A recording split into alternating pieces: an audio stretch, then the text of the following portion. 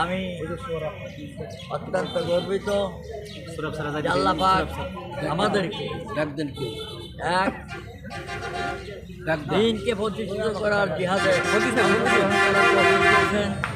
এই সুবাদে আমরা বিভিন্ন জায়গায় দাওয়াত দিয়েছি। আজকে এখান থেকে আমরা শুরু করলাম, তালমা মোড় থেকে এই কাজের প্রচারণা শুরু করলাম।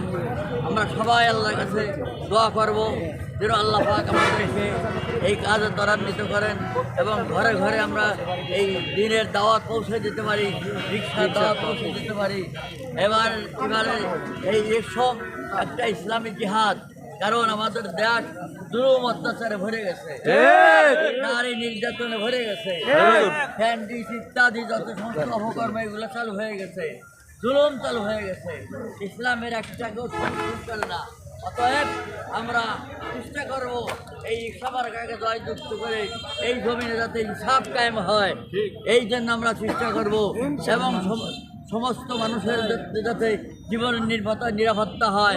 মুসলমান, হিন্দু, অন্য ধর্ম অবলম্বী যারা আছে সবাই জীবনের নিরাপত্তা, মালের নিরাপত্তা, ইজ্জতের নিরাপত্তা এবং দেশে যাতে সুষম বন্টন হয়, লুটপাট না হয়, এর জন্য ইনশাল্লাহ ইসলামী যে বিধান আছে সেই বিধান অনুযায়ী আমরা চলবো এবং আমাদের জমিনে সেইটা চালু করার জন্য চেষ্টা করব।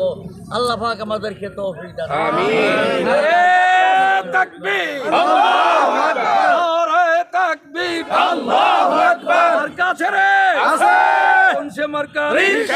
আমরা বলি ফরিদপুর।